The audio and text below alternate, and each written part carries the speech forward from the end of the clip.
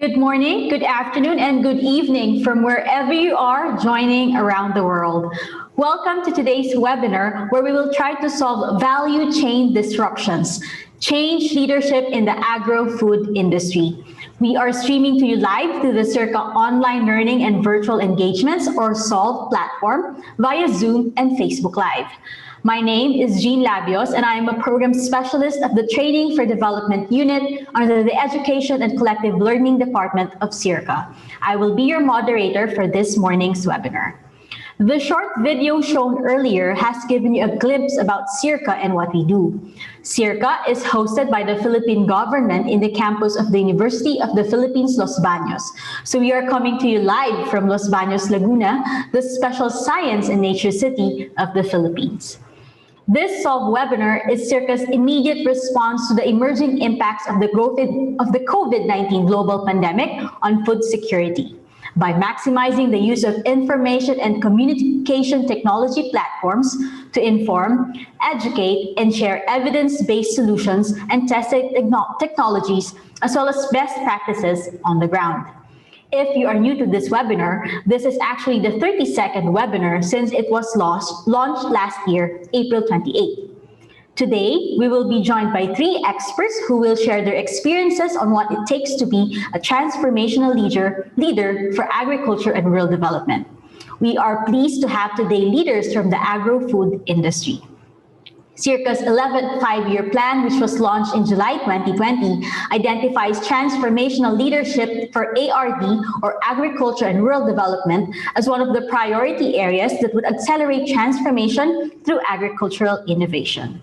Before we proceed to our online conversation this morning, please allow me to quickly go over some statistics gathered from the SOLVE webinar held on June 9, 2021.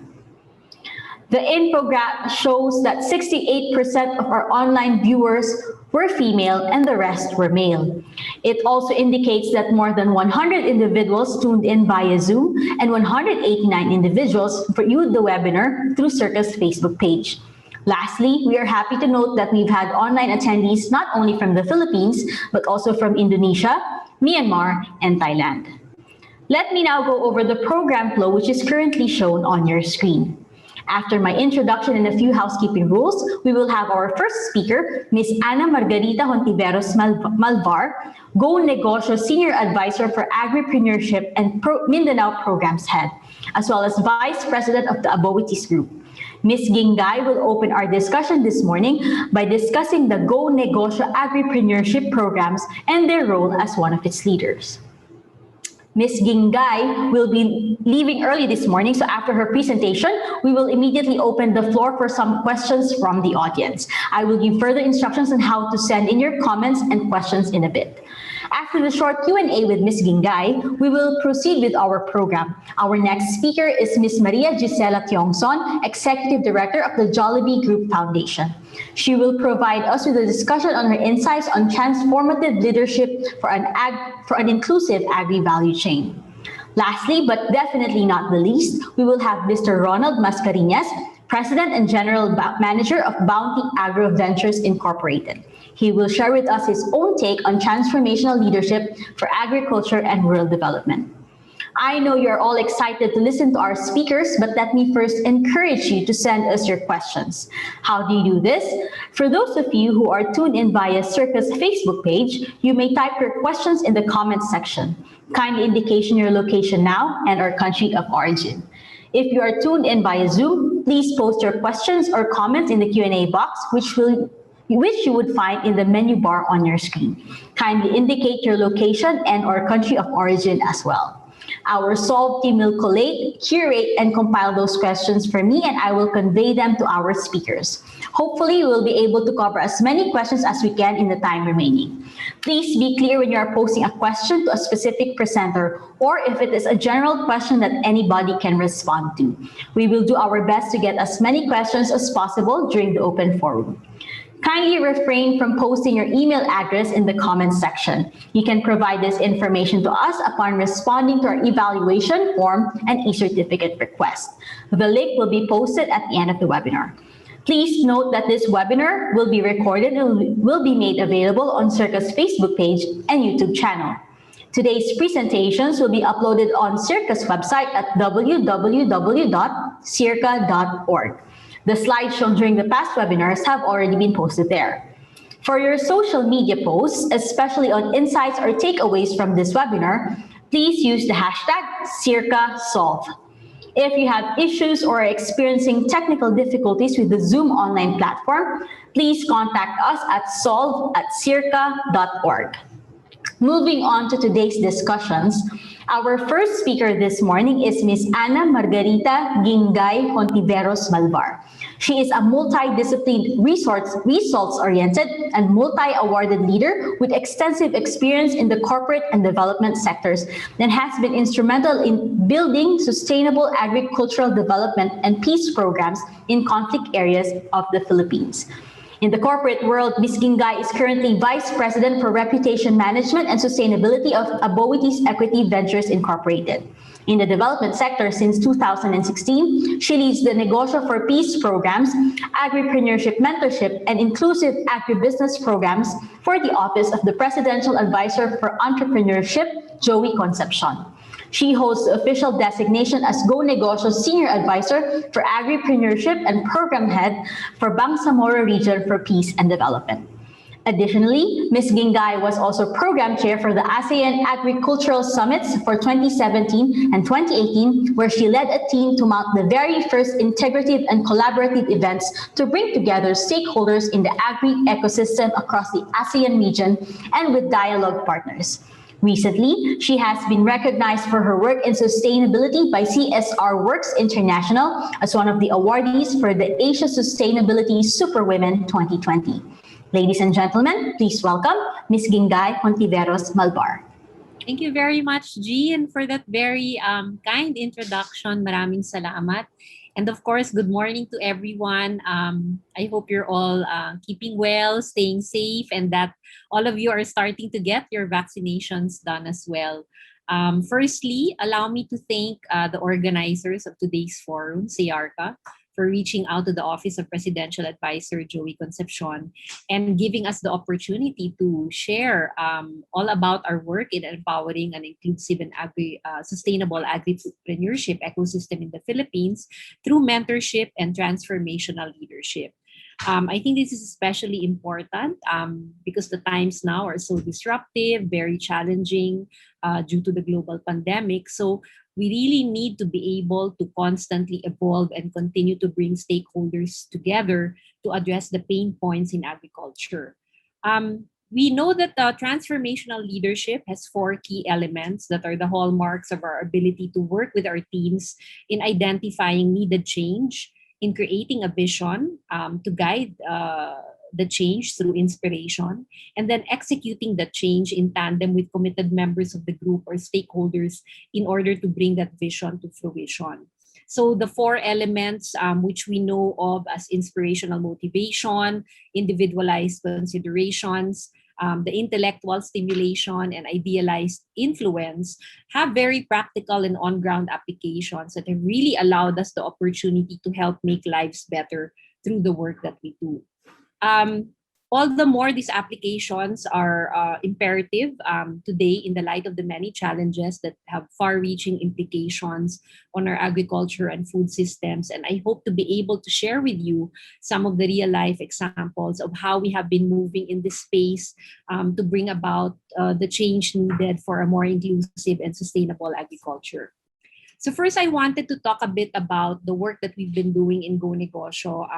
The Philippine Center for Entrepreneurship Foundation was created by Presidential Advisor Joey Concepcion more than 15 years ago. And we've always been focused on empowering entrepreneurship and the belief that micro-entrepreneurs, who comprise the largest segment of registered businesses in the Philippines, are the backbone of our economy. So we believe in the foundational philosophy of mentorship, money, and market, which are key success factors in order for small business owners to succeed. And we have continued to implement our leadership programs in mentorship throughout the country and also now in the ASEAN region through AMEN, in partnership with different stakeholders and locally with government agencies like the DTI and the DA. So we believe that mentorship is a key element to success, whether it be in one's personal life, professional life, or in business. I think all of us at different points or stages in our own lives, we've had to look to parents, to guardians, to teachers, professors, partners, fellow colleagues, and leaders as a source of inspiration, as role models, living examples of our own envisioning of the future. And it's the practical application of mentorship within a learning setting for entrepreneurs that continues to be the flagship of the work that we do in Gonagosho. So in 2016, together with the Department of Agriculture, we created the Kapatid Agri-Mentor Me program, or CAMP. So CAMP aims to nurture and sustain agribusiness in the country through mentorship.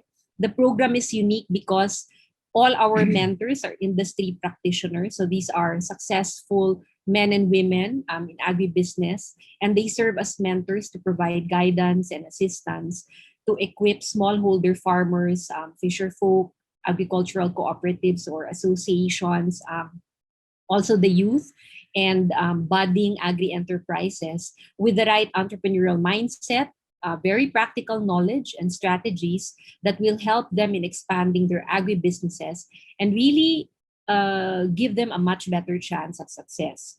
To date, we have mentored over 2,000 agri-cooperatives all over the country. We've reached more than 100,000 individual smallholder farmers in almost all regions of the Philippines. And now that COVID-19 continues to upend lives and businesses all over the world, we believe that CAMP has all the more become relevant and necessary, and we've evolved its application into a virtual or digitalized form.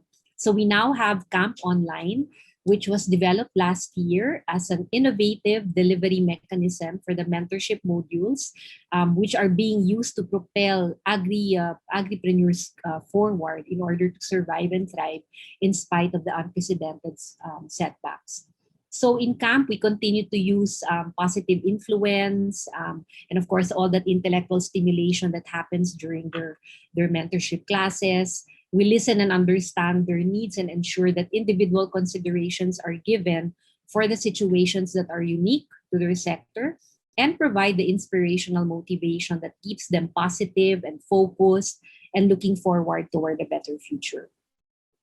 So the next program I wanted to show you was Alab, or what we call Angat Lahat sa Agribusiness. So this is a business incubation program that's like a next level stage for agripreneurs and agri-co-ops that have graduated out of CAMP. So it's really more of a close-in mentorship, very tight hand-holding between the coaches and the business organization, and the implementation of the business plan. And we continue to help drive transformational change within the organization of the cooperative or the farmers association in order for its members or owners to fulfill their business objectives. We're also working to consistently capacitate them for sustainable business contracts with big brothers or larger corporations as part of the supplier value chains of these companies.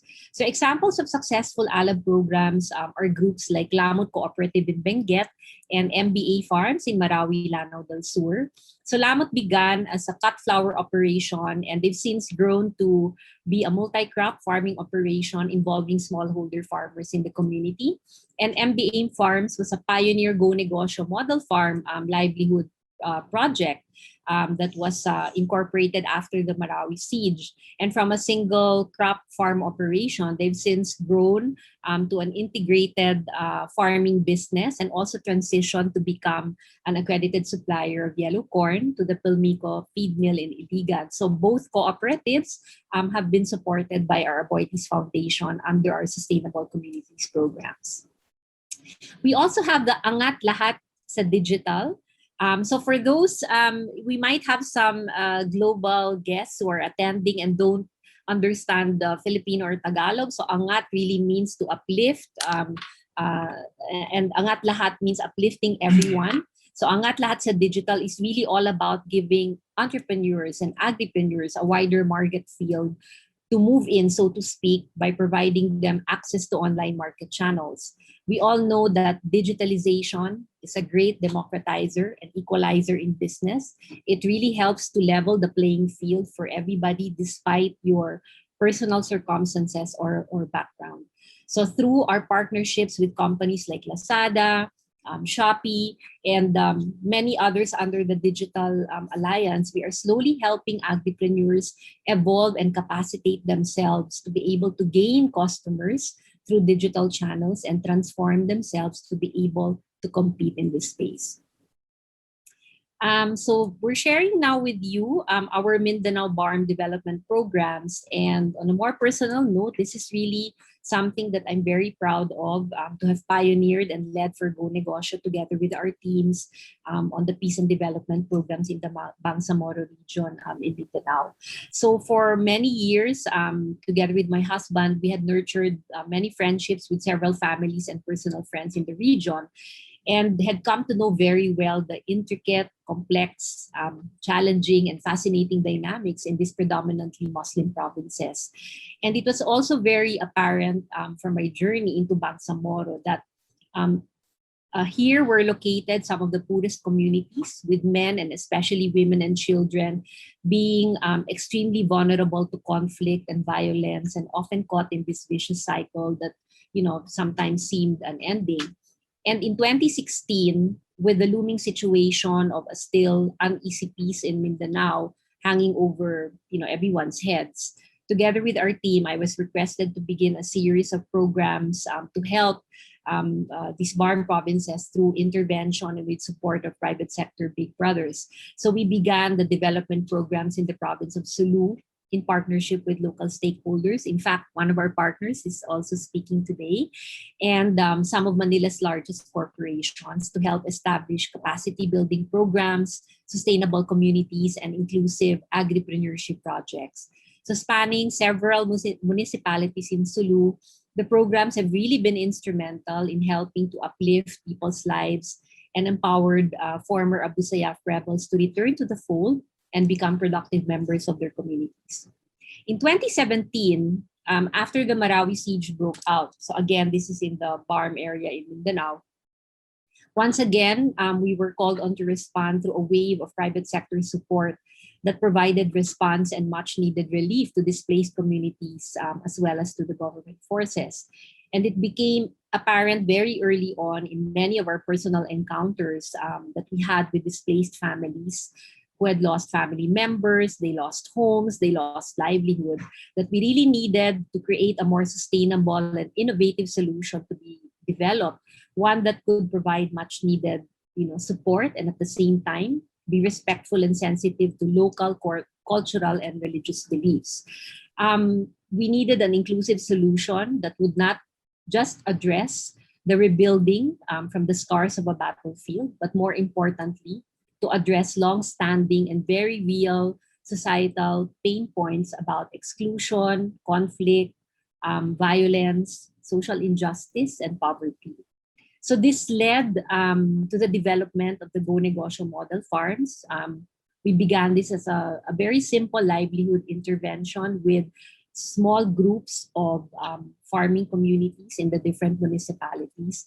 And these have since transitioned and grown to become inclusive, self-reliant, and sustainable agri-ventures for many communities across the municipalities in Lanao del Sur, Lanao del Norte, and Maguindanao. And in fact, they are also becoming mentors to other communities that would like to also get into agribusiness. So these included the transformation of former rebel military camps into farming communities so that they could be more self-reliant and less dependent on violent means to secure food for their families. So through the years of working on the ground and also being privileged enough to have a seat at tables where high-level discussions and policies were taking place, I have learned that stakeholder engagement is one of the most critical elements for success here. It is also one of the most challenging aspects of my work. So you need to be consistently sensitive to the aspirations and objectives of each party. You have to recognize the role that each one plays in the bigger picture. You always need to be informed and respectful of protocols and dynamics, including the very strong local political play that's at work in many of these communities. And at the same time, lead by example and show them that bureaucracy or politics need not stand in the way of progress, and in fact, can be tools to unify action towards a common goal. Some of the areas that we ended up working in were places which were long considered no man's land for Christians, areas where they had never experienced partnering with Christians, and and where people bore a lot of deep-seated wounds of either hatred or bias against outsiders. But we were there every day, every week on the ground, working hand in hand with farmers, local politicians, local government agencies, and other private sectors to bring the development models to fruition, slowly breaking down walls and barriers and really working hard together towards a common vision that they came to embrace as their own. So communication is really key, and being consistent in recommunicating that vision and that motivation, the messaging about inclusivity rather than exclusivity, and the objectives behind each program are really important to keep everyone aligned and marching to the same beat. So gaining the trust and respect of communities and stakeholders is critical. In this relationship, trust is everything. Without it, nothing works. Overcoming problems together is really born out of mutual trust and respect and the willingness to set aside personal gain for the good of the many. So when your relationship is solid, there is no challenge that can't be resolved. There is no barrier, whether it's language, race, religion, culture, or politics, that can't be overcome. So through this persistent and patient stakeholder engagement, open and honest communication and consideration, inspirational motivation and influence, and really working hand in hand on the ground with partners and stakeholders, we've been able to slowly help communities carve their own path toward peace and development. So from arms to farms in the very real sense of the word. Inculcating an inspired appreciation and love for agribusiness was very important. It was also not a walk in the park. We've had countless challenges, setbacks, sometimes disputes, situations, very challenging situations that marked this journey. But what really held us all together was, the sense of staying true to the common vision in our hearts. This vision that was very clear from the start, which was about establishing and empowering sustainable agripreneurship within these communities to bring about positive change, providing themselves, their families, and their communities with livelihood, and restoring dignity which was once lost. So their success at every turn, at every milestone was also our success. Okay, so for the last part of my my message, I wanted also to share with you, in a larger sense and in a bigger picture, what different private sector collaborators are doing together with government to address one of the biggest problems in the Philippines, and also one of the biggest global problems as well. So I'm talking about the Task Force Zero Hunger and Pilipinas Contra Gutom, which is the private sector response to the call of Task Force Zero Hunger. So on October 16, 2020, there was a soft launch of the Philippines National Food Policy. This was led by Task Force Zero Hunger Cabinet Secretary Carlo Nograles and Vice Chair Department of Agriculture Secretary William Dar.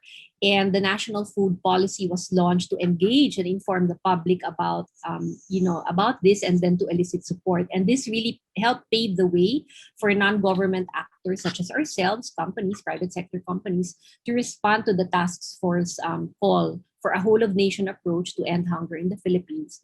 And in the short term, our goal really was to help uplift at least 1 million Filipinos out of hunger and poverty. So PKG, or Pilipinas Contra Gutom, is the private sector response to government Zero Hunger campaign.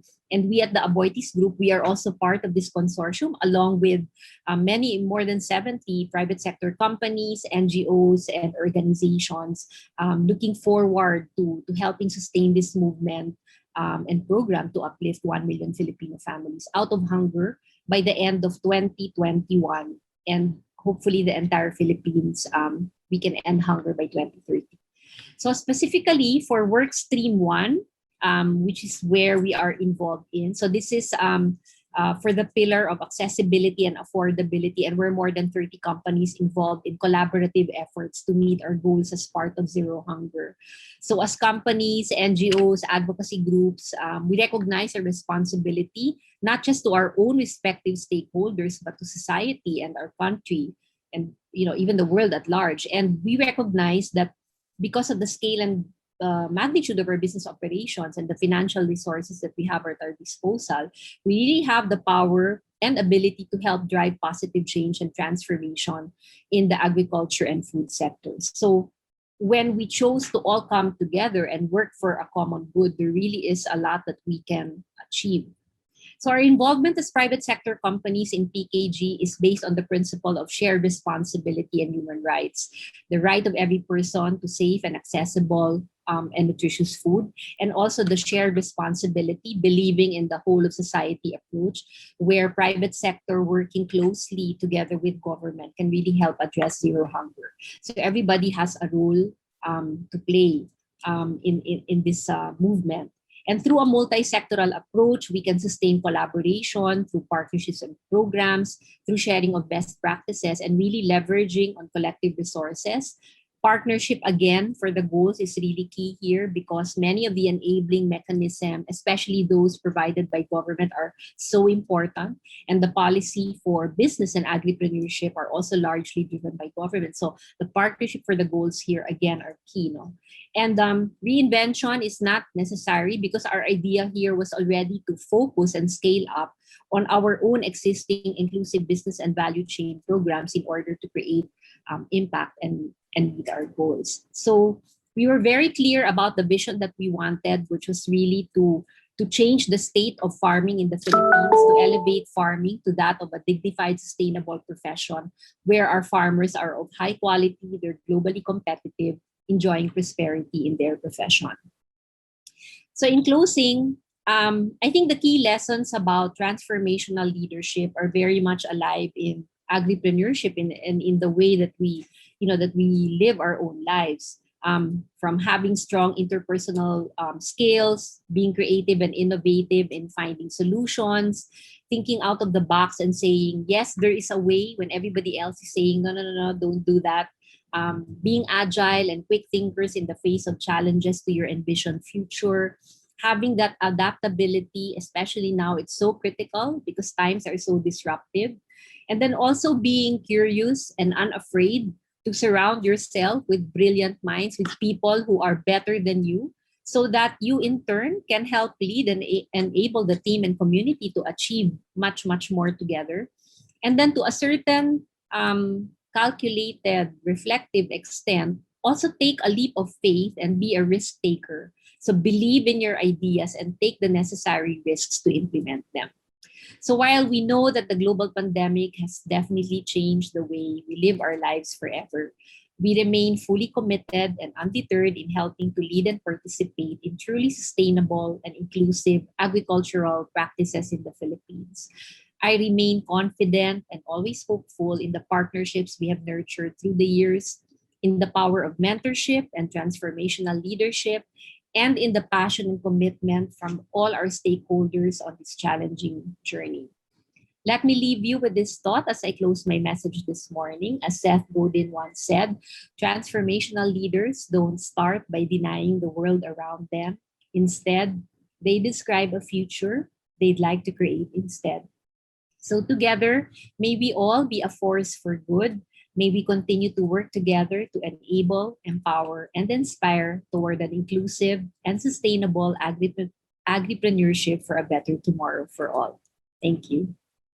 Okay, thank you, Ms. Kingay, for your presentation. I have noted how with Gonagosho, you really focus on mentoring to help propel forward more agri-leaders. I also note your Bangsamoro initiatives and your Arms to Farms campaign, and it is very heartwarming and inspiring to hear and learn about the scale of inclusivity in your operations, especially helping turn rebels become active economic and society players by becoming agripreneurs. On Pilipinas Contra Gutom, it is very nice to hear how you have helped lead the private sector in working with the government to help address food insecurity in the country and help uplift our farmers. Indeed, this is what transformational leadership is about, to be able to help others establish themselves as well. So we now open the floor for some questions for Ms. Gingay. I have four here, Ms. Gingay. I hope you still have the time to answer these questions. Okay, our first one is, was it difficult to engage the big brothers to your camp and Alab beneficiaries? How did you set this up? What was their incentive in engaging with these small agripreneurs?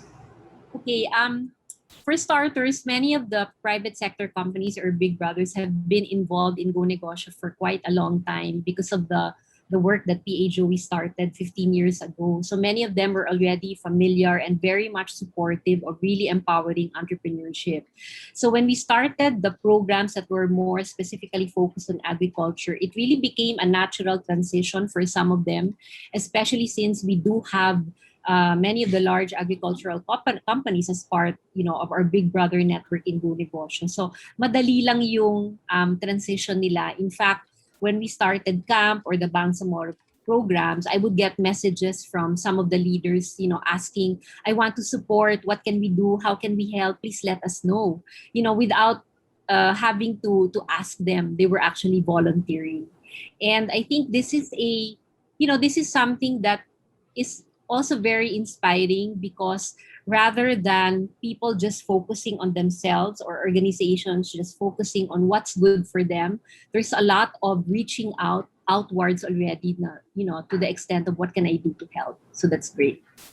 Okay, Ms. Gingay, we have here a question from the audience. From Medi Kamba. With the government allowing the importation of pork and rice, how can the small entrepreneurs survive competition, both in price and supply? This is a question from Laguna. Yes, thank you very much, Medi. That's actually quite a controversial question, and it's actually quite complex because there are many factors involved here. But we, part of our work as well in Gonagosho is to consistently relay to the secretary and people who actually make the policies with regards to these things, the concerns of smallholder farmers, and to ensure that, like for example, in terms of pricing or timing, that it will not compete with your own abilities, right? And your own business capabilities within your area, para mabigyan din naman kayo ng sapat na suporta, to be able to survive despite importation as well as the price regulations. At the same time, that being said, we also tell our agripreneurs who are in the camp modules that eventually you need to be able to prepare to become globally competitive, because the protective environment provided by government will not always be there. If the Philippines has to move forward, we need to be able to provide real support mechanisms for smallholder farmers to capacitate them to start becoming globally competitive. So that even if there are imported products in the market, they will not only survive, but they will thrive. And then also more importantly is I think we'll also need a national communication campaign that consumers also need to buy local, right? And everybody has to share the pain in that journey. So it cannot be just one approach from one stakeholder group. It has to be an approach from multi-sectoral. So it's very complex. I wish that we could, have the solutions today or overnight, but it's not going to happen that way. So everybody's just got to really step up. And that's our role here in Gonagosho, is to really consistently help smallholder farmers and agripreneurs to eventually become globally competitive. Okay, thank you, Ms. Gingay. We have here a next question from Jason Inocencio. Many youth want agribusiness instead of working in government. They want to engage, but they have no capital. Can you help them, especially from the Department of Agriculture, to start the business? Yes, that's a good question, Jason. Thank you. There are a lot of programs now that the DA has recently opened, and there are specific programs to capacitate yung mga youth agripreneurs. They do have financing programs for youth who want to get into agribusiness. In fact, I came from a judging panel yesterday for Maya, which is really about mentoring youth in agribusiness. And we've selected 10 winners from across the Philippines to receive seed capital, no, from the DA for their business pitches. So I'm hoping, Jason, that you will reach out to your respective regional DA office and ask them about all the youth programs that are open for you. So take advantage of all of these, and good luck in your agribusiness venture. Okay, thank you, Ms. Gingay. Our next question is related to your operations in Mindanao. In relation to your operations covering the peace process in Mindanao, was it difficult to factor in the need to be sensitive on their culture? Is it very different from working in Luzon and Visayas? And also another question, you talked about establishing trust in your peace and development operations. Can you tell us more about your strategy on this? Right. Okay. So as I said earlier, stakeholder engagement is really key. And, in any situation, right, whether it's in your personal life or you're in a business negotiation or you're in the development sector, you always have to put yourselves in the shoes of the person that you're talking to, or the organization that you want to engage with. And you have to understand where they're coming from. And that includes understanding to a large extent, right, their cultural background, their religious beliefs, who they are as a people, etc., etc. So you have to have a keen understanding first and foremost, and that helps guide you as well in how you respond to them, in how you respond to their questions, in how you work with them, so that you can create or develop the business model that works best given their own unique situation. So all regions are unique. This is not only something that you'll find in Bangsamoro. I mean, every region has their own peculiarities and nuances and practices, traditions, and history. So you always have to just be respectful of that. And as I said, establishing trust is always key. It helped, it helped me that we have a lot of personal friends in the area. We have a lot of Muslim friends, people that we consider brothers and sisters. So that helped a lot. And it helped to break the ice, so to speak, in meeting other stakeholders in the area. So, but it's something that we constantly endeavor to earn. And we don't take advantage of that trust. We are very respectful of it and very respectful of the peers that we work with in Bangsamoro. Okay, one last question before we let you go, Ms. Ginga. I know you have a tight schedule this morning. From Luther Labitad, working in Muslim areas in Mindanao, do you think your program is able to respond directly or indirectly to those other sensitive issues common among our Muslim brothers, like Rido?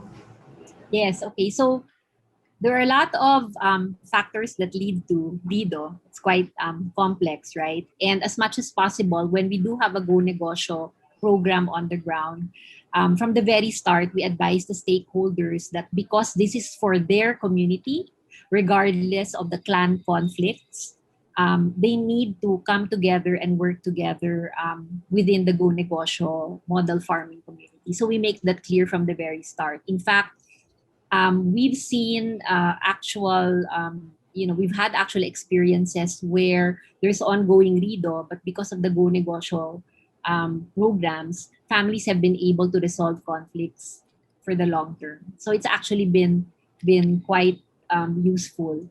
But we don't say that it's a solution to Rido, because it is not, right? If it helps to meet the objectives of resolving a clan conflict, then well and good, right?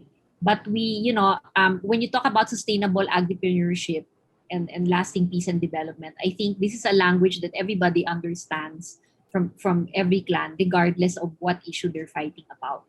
So it's easier to transcend, some of those barriers. Okay, thank you, Ms. Gingay. I think that's all for our questions for you this morning. Thank you for joining us. On behalf of SEARCA, led by our director, Dr. Glenn Gregorio, we express our sincere gratitude for taking the time to join us today. It has been a pleasure to have you with us this morning, ma'am. Thank you very much, Jean, and thank you to the organizers. Thank you. Okay, thank you, Ms. Gingay. Okay, for our next speaker, we have Ms. Maria Gisela Tiongson. She currently serves as the Executive Director of Jollibee Group Foundation, or JGF. It is the corporate social responsibility arm of the Jollibee Foods Corporation. Prior to JGF, she worked as Regional Director for Southeast Asia of the Negosyo Institute and the Director for Corporate Citizenship at the Philippine Business for Social Progress. She has also served as consultant at the Asian Institute of Management and the University of Cambridge Program for Industry. Her work experience has spanned foundation management, corporate social responsibility, bridging leadership, and social innovation. Ms. Gisela is presently the chair of the board of the Association of Foundations and has served in the board of the League of Corporate Foundations. She obtained her baccalaureate degree in mathematics from the Ateneo de Manila University and a master's degree in international policy from the George Washington University. She also did postgraduate studies on cross-sectoral partnership at the University of Cambridge Program for Industry and on corporate philanthropy at the Center for the Study of Philanthropy in New York. Presently, she is a PhD candidate for leadership at the Ateneo de Manila University School of Government. Ms. Gisela, the screen is yours. Thank you, Jean. Very good and jolly morning to all. Our previous speaker mentioned the Pilipinas Contributum, and we are pleased to be part of this initiative. Let me jump right in and share some insights on promoting transformative leadership for inclusive value chains in agriculture. In 2007, in my first year of work at Jollibee Group Foundation, our president, Grace Tancatyong, directed us to help the smallholder farmers. She grew up in a farming community and has seen how those who are most hungry are actually those who produce our food. It was Grace's husband, our chairman, Tony Tancatyong, who conceived the idea. What if Jollibee Group, with its roster of restaurants nationwide, were to buy directly from the farmers so that they can have a regular and stable market to sell? After all, the biggest headache of farmers is finding where to sell their produce at a fair and reasonable price. Armed with the full support of both the foundation and the company, we began our journey to link smallholder farmers as company suppliers. Today, the onions, bell peppers, and other vegetables we use in Jollibee, Chowking, Greenwich, and Mang Inasal come directly from 17 farmer groups from places like Nueva Ecija, Ilocos, Laguna, Mindoro, Cebu, and Davao. But getting from that point in 2007 to where we are now, 14 years later, has not been smooth and easy. Like any transformation process, we went through birthing pains. We realized that the only way for the farmers to earn was to form clusters so they could scale up and bring down logistics costs. This meant each farmer had to bring their committed volume on the designated day. Otherwise, there is a risk their delivery will be rejected for being delayed or for failing to meet the required volume. From experience, many buyers actually worry about farmers changing their mind and selling their crops to others. Thankfully, in our over a decade of work, this has never happened, and we owe that to the collective leadership that has made this endeavor challenging and tiring, but fruitful and meaningful. Whenever I hear the word leadership, in my mind, I see four things: the leader, the follower, the relationship between them, and the context or environment they are in. In an organization, the boss is often considered the leader and the subordinates are the followers. And their relationships center on how the orders and tasks given by the boss are carried out by the followers. The nature of the leadership between the boss and the subordinate changes with the context. In the military, the hierarchy relationship demands strict obedience to command. In the classroom, teacher has to cultivate a nurturing relationship that motivates learners. Among couples, it is different. Nowadays, the center of power or authority is no longer clear-cut. Sometimes the wife decides, sometimes the husband does. These examples demonstrate that first, Leadership is distinct from the leader or the person holding a position of formal of power or authority. Leadership is an activity, a social process between and among people. It depicts action. And the good news is, it is accessible to anyone. You do not need a job nor a title to perform acts of leadership. Lastly, the context determines the right leadership approach in any situation, and there is no one size fits all approach. That's why we need to develop our leadership competencies. I will describe our leadership approach at the foundation as about promoting an influence relationship among partners who are mutually aspiring for inclusive value chains and working collaboratively to address the adaptive challenges around it. This description is inspired by Joseph Ross in his book Leadership for the 21st Century. And allow me to unpack its elements. First, it is a relationship based on influence, because no one, not even the farmer, was forced to be part of the process. We present to prospective partners such as local government, microfinance institutions, and cooperatives what we hope to accomplish. If they express interest, we hold several conversations to shape our mutual goals as well as the practices we will adopt. One of these practices is precisely that no one will be forced to participate. And for us, the true test of success is having farmers join willingly because they see and feel the value of the partnership. And that is what we aim for: mutual aspiration to transform the value chain and in the process, transform the farmers into entrepreneurs.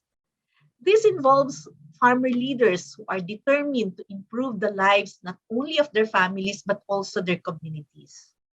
Mayors who believe that when farmers thrive, the community also prospers.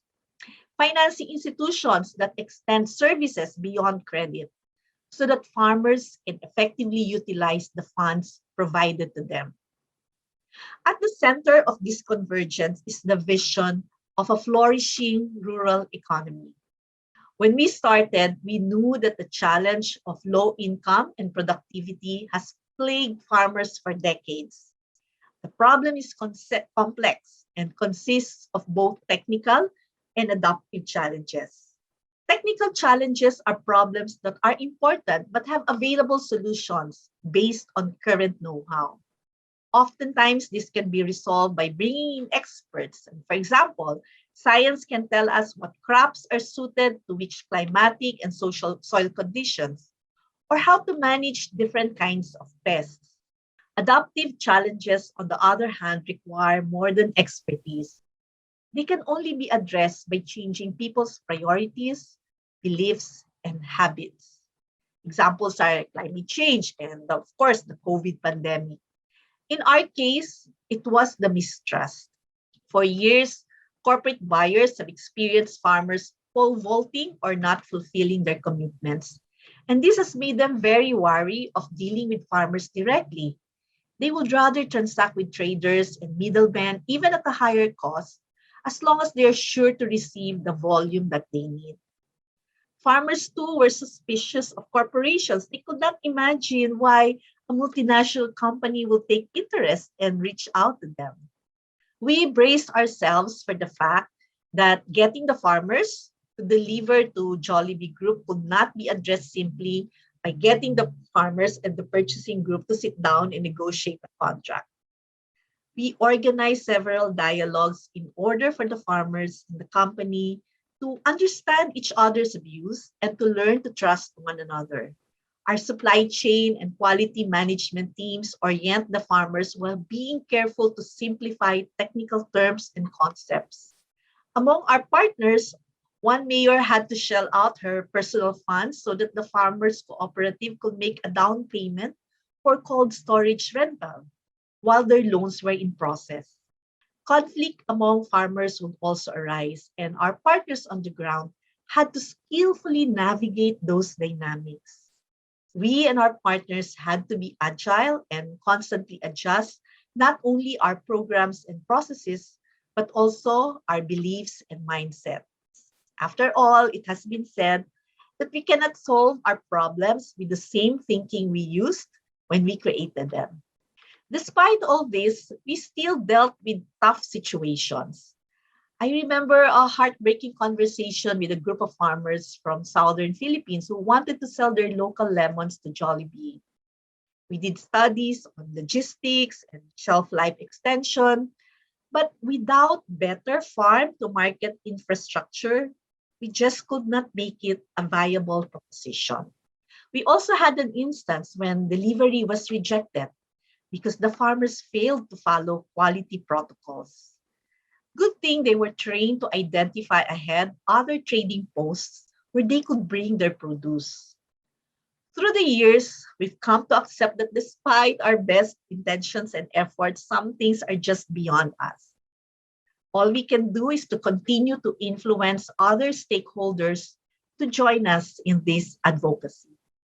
What sustained us all these years was having mechanisms to regularly observe events that unfold, diagnose problems, and develop experiments to address them quickly and to quickly learn from the experiments. We have regular coaching sessions with farmer leaders and engage partners in reflective conversations. To manage risk, we always start with one crop and with a small volume for test delivery, gradually increasing from there. Most importantly, we embedded leadership development in our programs so that farmers can gain the confidence to work better with one another and with their partners. For example, our food safety standards required farmers to be certified in Good Agriculture Practice or GAP. At that time, not a lot of farmers were familiar with GAP or let alone willing to be certified in it. Now, 94% of the farmer groups supplying Jollibee Group are GAP certified, and we owe it to the farmer leaders who influenced their fellow members to go through the rigorous process of recording their practices. I want to end with this photo of our President, Grace, with some of the farmer leaders who are part of our inclusive value chain. When they first met her, they were very shy, hardly spoke, and could not look at her in the eye. Today, they have earned the right and the confidence to be called entrepreneurs. From their earnings, they have built their homes, sent their children to school, and moreover, they teach other farmers how to organize and supply companies and restaurants.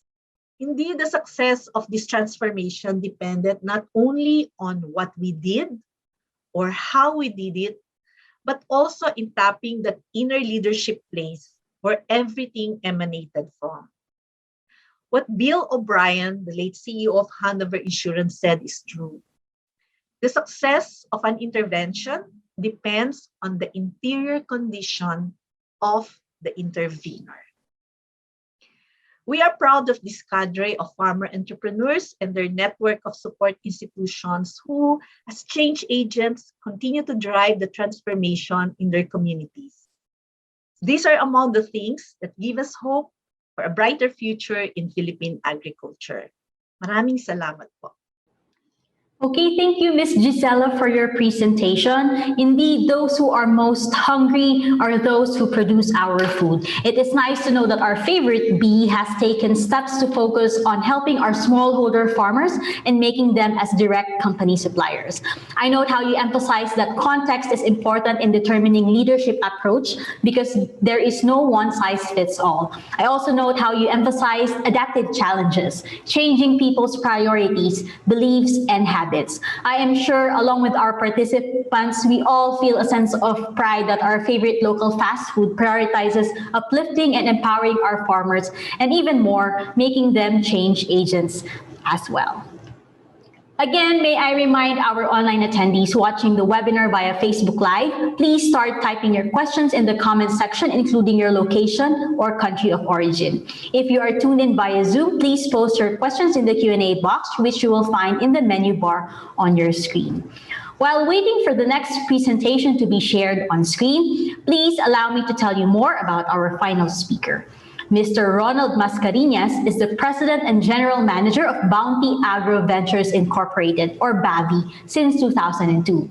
He served at Pure Foods Corporation for 19 years, where he started his career and rose through the ranks to become one of the company's youngest senior vice presidents at age 38. He capped his career with Pure Foods Corporation as head of 3 business units: Poultry, Food Service, and as president of the Smokies fast food chain. He was recognized as Mentor of the Year in the Asia Leaders Awards in 2019 and as Man of the Year Poultry Industry in 2020. Also last year, Investors in People, a global people management consulting firm, ranked Mr. Mascariñas among the international finalists for its Leader of the Year award. He earned his bachelor's degree in agriculture from the University of the Philippines, Los Baños, as a COCO-Fed scholar, and his master's degree in management from the Asian Institute of Management as a full-time scholar of Pure Foods Corporation. He also completed a course from the International Law Institute in Washington, D.C. on the rights and obligations of developing countries under the World Trade Organization. Without further ado, let us all welcome Mr. Ronald Mascariñas.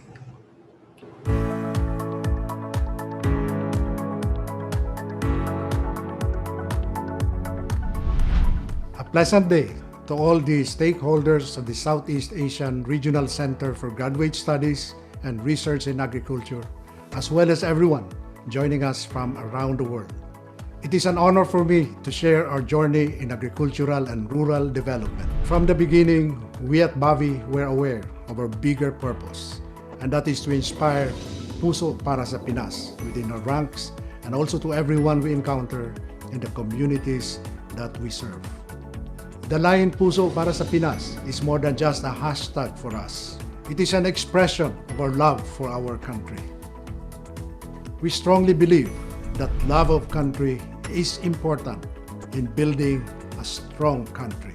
It is the same love that compels us to champion the talents and skills of the Filipino athlete. It is the same love that urges us to bring our sportswomen and men to the world stage, particularly in basketball, which is the most popular sport in the country, through the Chooks to Go Pilipinas program. With the Chooks to Go Pilipinas program, we were at the forefront of leading the country in the first ever FIBA 3x3 Olympic qualifying tournament, while also building towards making it to the 2024 Paris Olympics. In the traditional 5-on-5 basketball, we were able to unite the once warring regional leagues, the Maharlika Pilipinas Basketball League, the National Basketball League, and the Pilipinas Bisping Super Cup. Together with all 3 regional leagues, including Chooks to Go Pilipinas 3x3, we will usher a brighter future for the Filipino basketball player. In the 24-year history of BAVI, we have always turned challenges into opportunities. From operating with a handful of small contract farms in Cebu and Davao as an upstart company in 1997, BAVI is now a nationwide enterprise.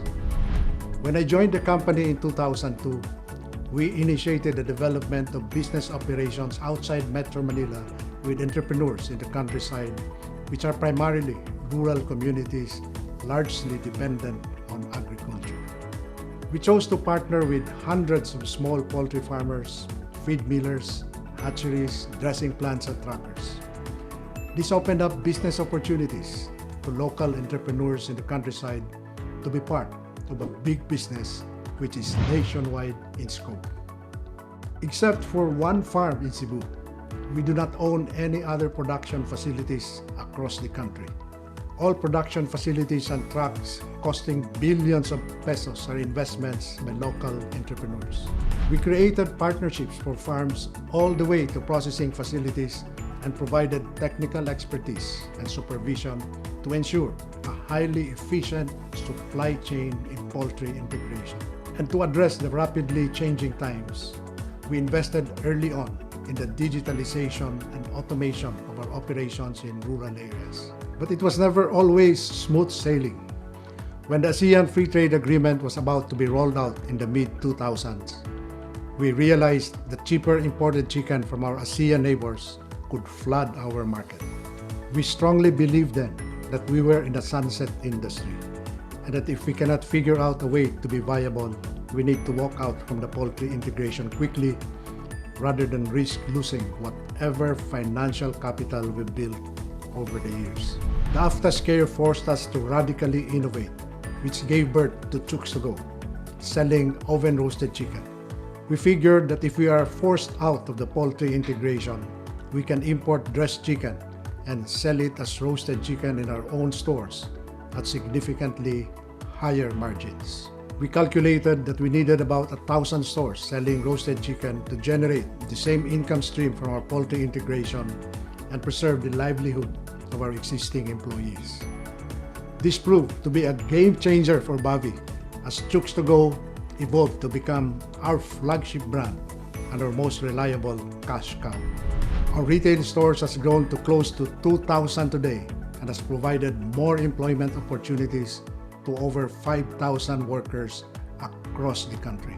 We are today the dominant market leader in the roasted chicken market, that even if we add up the businesses of the number 2 to number 10 competitors, Chooks to Go is still bigger than all of them combined.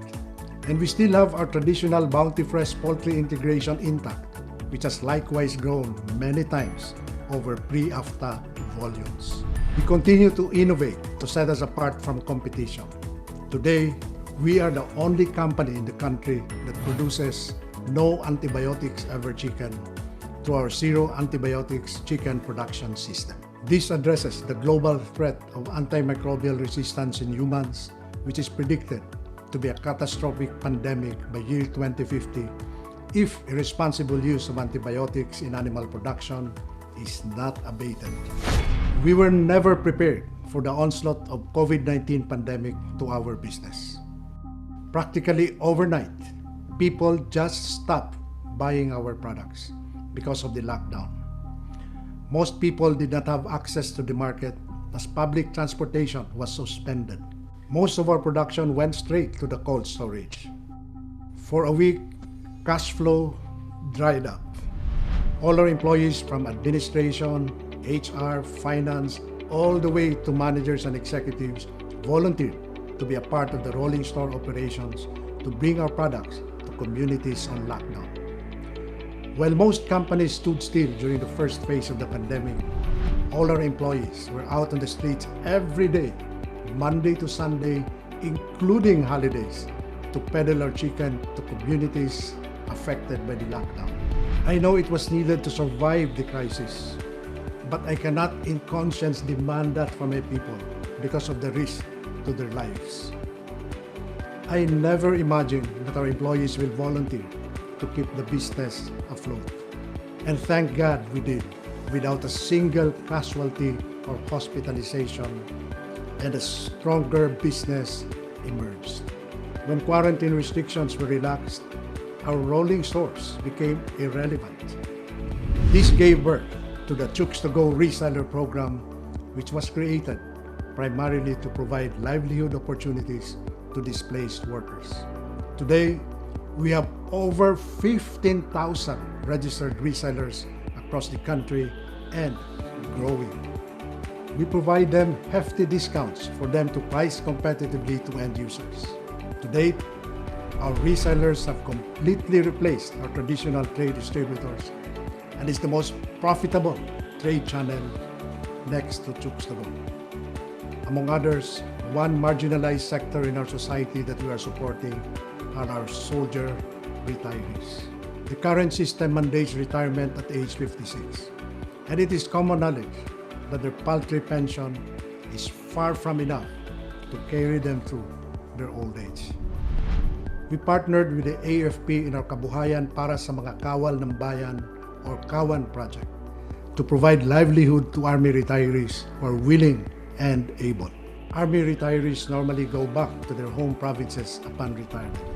The Kawan program hopes to provide meaningful livelihood to soldier retirees. We are gladly doing this in gratitude for the dedicated service in the preservation of peace and order in our country. As our contribution for peace in conflict zones in the country, we offered conflict-growing livelihood opportunities to rebel returnees in Sulu and Basilan. We accepted small, traditional, open-sided houses and even provided equipment for free to encourage locals to participate.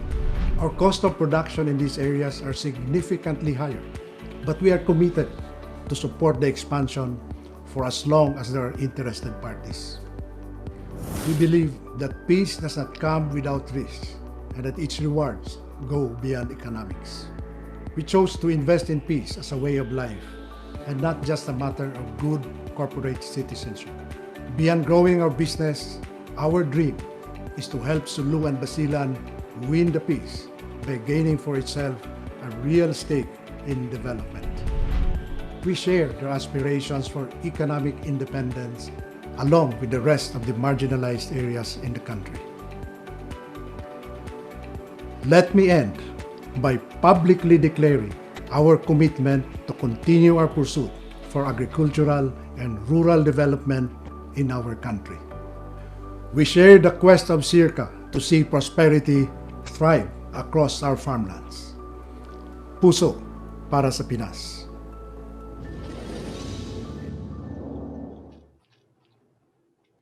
Okay, thank you, Mr. Mascariñas, for letting us know more about Bavi and your vision to help serve our country on agriculture and rural development. I know your development agricultural operations in the Philippines, which opened up business opportunities for small entrepreneurs to participate in the economy. Through Chuksugo, it was interesting to learn how you have helped generate employment. And thank you for sharing how you dealt with the COVID-19 pandemic. And it's actually inspiring to know how you're able to help set up livelihood opportunities to our fellow countrymen. With that, let us now move on to the open forum. Our first question is for Ms. Gisela. You also mentioned about establishing trust with the smallholder farmers. Can you tell us more about your strategy on this? Thank you for that question, Gino. What we have done actually is to develop what we call an agro-enterprise clustering approach. No? So it's actually an 8-step process where we train the farmers on different aspects of preparing them for the test marketing. So one of the things we first ask them is, can you look at your products and see what is it that you can really produce in enough volume to meet the requirements of the market? Once they have identified them, then we ask them, okay, go around and talk to different markets. So that's when we actually introduce them to Jollibee. And that in that process, they're not even talking about actual contracting arrangements already. You know, they were just trying to understand each other. So armed with that information, the farmers then go back and ask themselves, are we really serious about fulfilling the requirements of the market, given the different quality specifications, delivery timeliness, and all of that? And again, we have partners who help guide them in that process. And once they say we're really determined to do it, then we then teach them how to do their production plan, how to put together a supply plan, and engage them in a test market. So usually that process takes about 6 months to 8 months just to get it going. But it's a very important process because it really helps change the mindset of the farmers that this is not about a quick win. This is about a long-term business relationship that they need to nurture and that they need to prepare for. On the part of the company, they're also very appreciative that that process is in place because they're also, as I said, worry about just engaging farmers without an assurance that the farmers are actually prepared to continue that relationship. So that is the process. The agro-enterprise clustering approach is one process that has helped us navigate this process and make it feasible for this trust to be built and for the supply relationship to flourish. Thank you. Okay, thank you, Ms. Gisela. Our next question is for Sir Ronald. Sir, can you tell us more about your digitalization and automation in farm areas? How did the farms adapt to this? Was it difficult to teach them? Actually, it was not difficult for them to embrace that. So we made it very simple that all transactions can be done, all the applications, updating of all their farm records, let's say week-to-week performance, feed consumption, etc., can be uploaded to their cell phone. So all our farmers, and even our stores, the daily reports, reconciliation, sales, and even the financial reconciliation are uploaded to their cell phones. because we know everybody have their own cell phones. Okay, thank you, sir. Next up for Ms. Gisela, with regards to produce not meeting the required quality, did you set up trainings or programs to help farmers on this? Yes, Jean. Again, that's part of the agro-enterprise clustering approach. Even before the test marketing, we really spend time with the farmers to, for example, we say, oh, we need bell pepper with this color. And sometimes, as they sort through many bell peppers, sometimes they cannot anymore distinguish what kind of color are we talking about. So we had to print actual photos. This is the color that we need from you. So use that as a gauge, Or for example, for onions, we have 2 inches in diameter requirement. So they had to develop a simple device so that all the onions who would fall down that hole means that it met the 2 inches.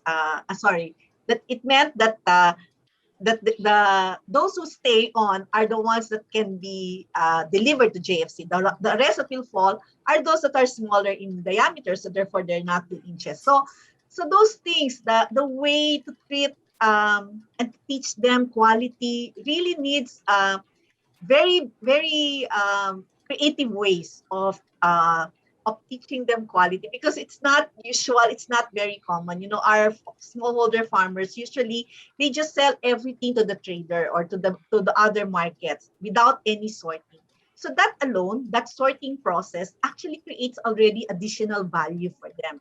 And if they're able to do it, the products that they can sell actually will command a higher price. So that's an important step that that our farmers have found very beneficial, and allows them now to determine, okay, for certain quality products we sell to this market, for others we sell to this market. So they now know how to distinguish what different markets will need from them and supply them accordingly. Thank you. Okay, thank you, Ms. Gisela. Next up, I have 2 questions for Sir Ronald. First is, how did you address the competition from other countries in the poultry industry?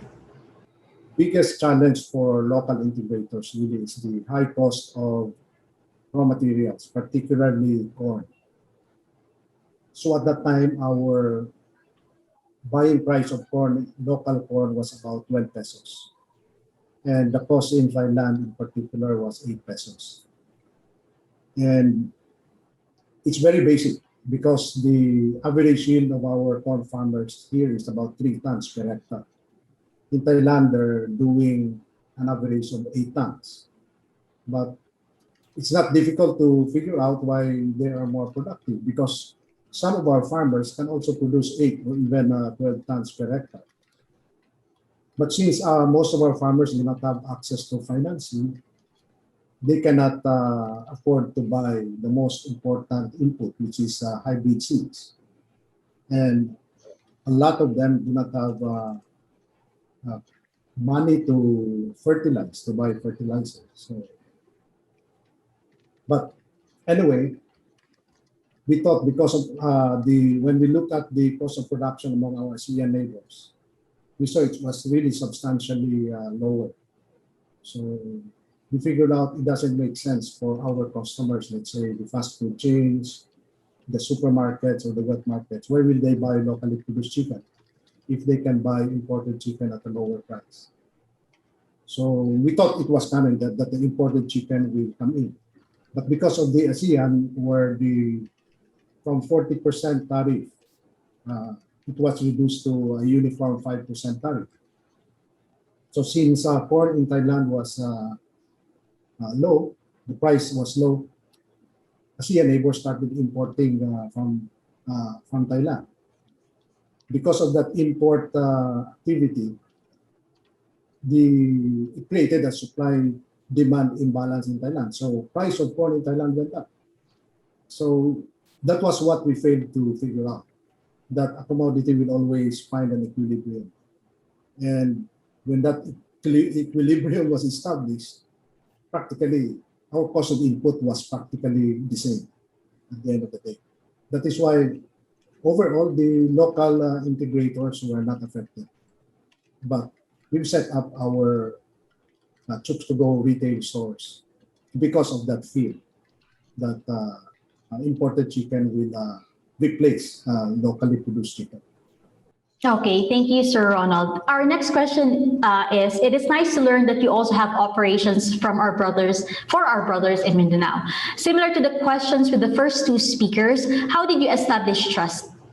First, it was not difficult for us because the team of Jingay, who spoke earlier, Gonagosho, organized the farmers. So we came in, the farmers were already organized.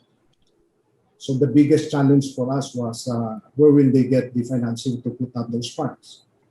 So we practically forgot all of our construction or building standards. So we told them, you can use whatever local materials that is available in the area. So if you can recall the slides, even the crates are made of bamboo, the houses are made of bamboo, yung roofing nila is made of nipa. So practically, their equity is just labor. No? You provide labor, you construct those cages, you construct the houses, and if there is anything that you need to buy are the equipment, and we provided the equipment for free. So now it's running for 2 years already, and they're quite happy. So now there's a massive expansion both in Basilan and Sulu. But of course, in Sulu, every time our people, or if there is a delivery, if we harvest our chicken, the military is there to secure our people. But so far, there has been no untoward incident. But that the military head in the area is very pleased that the encounters with rebel groups has substantially gone down. Normally, they have in a year, they have about, I think, 80 encounters. Today, it's less than 10 because people are busy, are employed. And what we basically give them, we provide the inputs, day-old chicks, feeds, the vaccines, and selling. We also appoint all the buyers are from that area as well. So what we do is really just to facilitate from production all the way to selling of the final product. We leave it in Sulu and Basilan. Okay, thank you, Sir Ronald. We have a live question coming in from Jose del Rosario. Sir, you may turn on your mic now and ask your question live. I think he got disconnected. Okay, we'll go back to that. Our next question is from Luther Labitad to both speakers. How do you see the role of local government in those things that you do? Have they been very supportive or are they facilitating factors? What can you suggest to some entrepreneurs when dealing with local government? Ms. Gisela first and then Sir Ronald. Thank you very much for that question. Our journey in this promotion of inclusive value chain has been very promising because we had the support of many local government units. What we found out is that many of them are actually very keen to help the smallholder farmers in their communities and are really eager to provide whatever services or assistance will be needed by the farmers to do that. In our case, for example, they would provide some of the seeds to start either the crop itself or even set up the demonstration farms so that farmers can easily adopt the technologies that are needed. They also assist in registering the farmer cooperatives so that they can secure the needed BIR, the official receipts, and other legal documents. In our work in certifying the farmers in the good agriculture practice, it's the local government units, agri-extension workers who actually hold hands with the farmers so that they can really follow the procedures and the protocols required in order for them to get the certification. So different units within the local government unit has been really helpful. And we hope that this practice can really become more widespread, especially with the upcoming application of the Mandalas ruling that would really allow local government units more resources to invest, no, especially in agriculture. Um, Perhaps the only thing that would be important for local government units to consider is to really strengthen their agriculture extension office. Many of them are in fact very active in pursuing the programs that are being implemented now by the Department of Agriculture. And therefore, they are very excited to, especially now that DA is promoting the uh, farm consolidation and clustering approach. So they're really excited to see how more and more their farmers can be part of value chains and are reaching out to us to learn the agro-enterprise clustering approach. Thank you. Okay, thank you, Ms. Gisela. That's actually good to know. Last month, we actually just had a discussion on farm consolidation and clustering as well. So this is really good to hear. Sir Ronald, your turn, sir.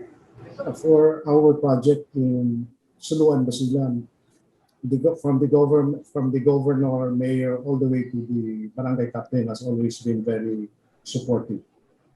So they're there to assist us. But overall, if you look at the poultry industry in the country, I will not deny that the industry do have problems with some abusive local government officials, with taxation, the use of roads, etc. That even before you start construction, some LGUs start to extort money from our investors. But that's the reality doing business in the country. Because of the LGUs wield so much power, a number of them have become abusive in extorting money from potential investors. But by and large, in general, we're able to get by. Okay, thank you, Sir Ronald. Our next question is from Mr. Raimundo de los Santos for Ms. Gisela. Does Jollibee presently source any cacao beans or cacao products from local supplier? If not, does JGF have plans to do this in engaging local growers or cooperatives so that their products can avoid middlemen traders, but instead earn better price according to the required quality of cacao beans to the local market? This is from he's a CCAP, Quezon Agriculture Cooperative of Cacao Growers member. Thank you, Jean, for that question, and thank you, sir. I am a lover of tablea, so this is really also something that I'm passionate about. We actually did some studies on it, no? The company, the Jollibee Group, uses cacao products in powder form. And when we did our studies, we found that this would actually require additional investment and expertise for the smallholder farmers, no? So it's not going to be that direct immediately. So we're still in the process of doing study. It's not currently one of our focus products, but the door remains open, and we will continue to be on the lookout for the right partner for this. Thank you. Okay, thank you, Ms. Gisela. Our next question is for Sir Ronald. You mentioned how the COVID-19 pandemic has hit your business. How did you help take care of your employees despite suffering losses from sales and production? We never laid off any of the employees. So we quickly identified employees who will work from home, and those who, very few are required to report in the offices, but the rest were out on the field, peddling our products, operating those rolling stores. And to all our employees that reported to the office or were out on the field, we gave them an extra hazard pay. But because of the reseller program, we are actually hiring more people now than before the pandemic. Okay, thank you, Sir Ronald. Our final question is for the both of you. How will you open avenues for the youth to contribute to transformational leadership? What will be your concrete plan for these contributions to be more sustainable? Ms. Gisela first, and then Sir Ronald. Thank you very much, Jean.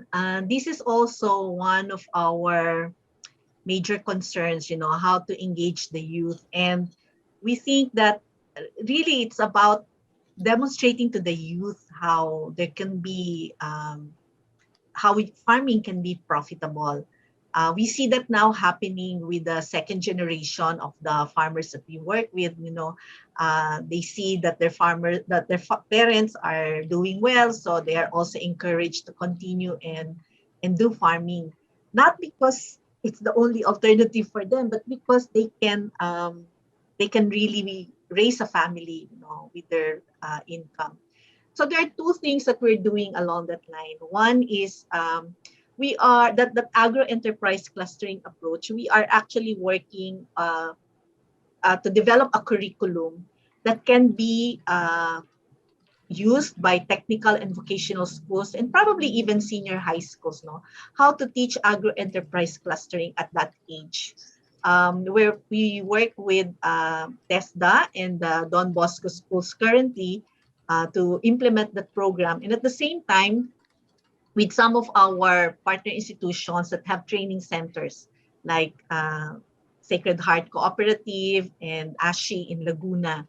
So this is a way. It's a shorter course, but it will allow the young people to already get an idea how they can actually consolidate and do collective marketing.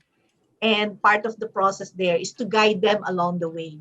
Ideally, they can join one of the farmer groups that are also supplying JFC so that they can continue to thrive as we go along. But other way we're doing that also is to train more local government units or microfinance institution on the agro-enterprise clustering approach so that they can do the reach out or the outreach to the youth in their community. So we are starting an online course with Xavier University, Ateneo de Cagayan de Oro, to provide those institutions interested in adopting the agro-enterprise clustering approach. This could be local government units, microfinance institutions, NGOs, or cooperatives. This is a course that is going to be available online, and you can reach out to us if you want to take part in it. Thank you.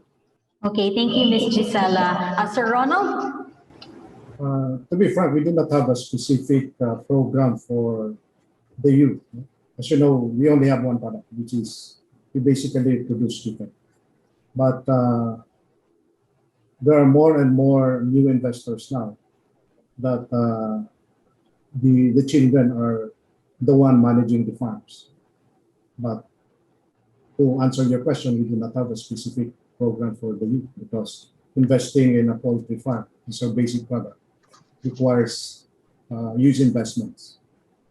And the youth fresh from college do not have that resource to make the investment. Okay, thank you, Sir Ronald. That sums up our open forum. Thank you for answering the questions from our participants and that very insightful discussion on the operations of your respective companies. Before we close this webinar, may I request our speakers for some closing or takeaway message? Let's start with this, Gisela. Well, perhaps what I just want to say is that we thank you, first of all, SEARCA, for bringing us to this event. We know that a lot of the people watching these webinars are also members of the academe. And again, we extend our invitation to have more partnerships. Currently, we're working with SEARCA and I think the partner universities of SEARCA on a study to improve local onion production. We want to explore similar researches with other institutions. And again, those of you interested to learn about agro-enterprise clustering approach, we are launching this in July. If you want to know more, please contact us at foundation@jollibee.com.ph. Salamat po. Okay, thank you, Ms. Gisela. Sir Ronald, I just want to convey a message here from our director, Sir Glenn. He said, thank you, Ronald, for your inspiring talk. We at SEARCA is studying and encouraging farmers to invest on tunnel vent technology for our poultry business. Let me end by leaving something for our audience to think about. Because I saw one comment about the implication of importation of rice or other products.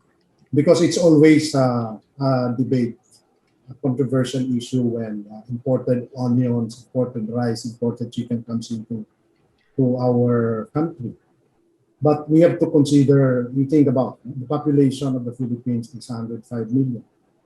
Let's say for our particular industry, people dependent for their livelihood is less than 1 million. So you compare that.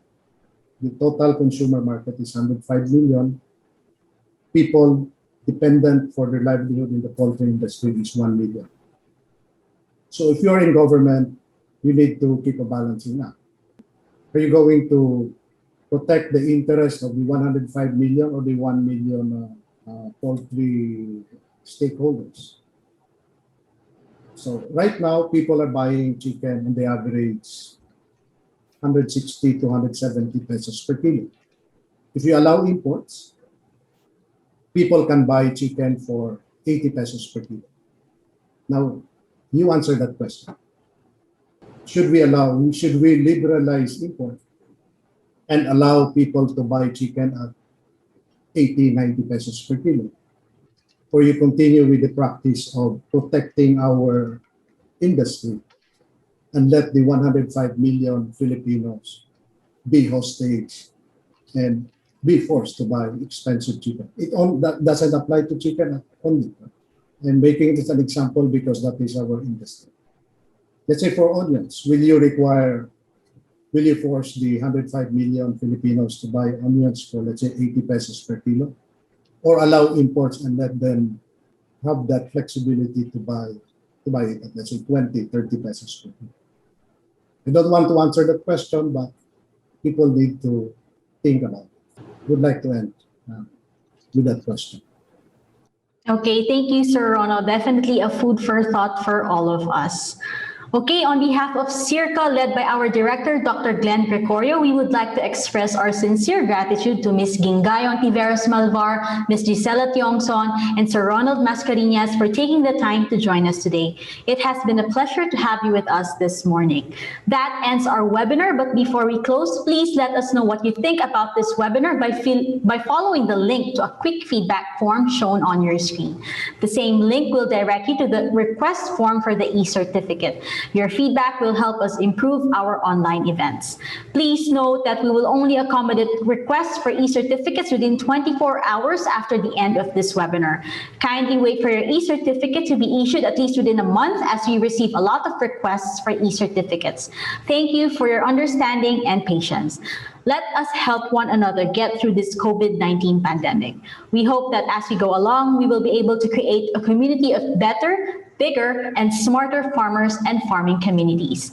Once again, this is Jean Labios for SEARCA. Have a good day, stay healthy, stay safe, and goodbye, everyone.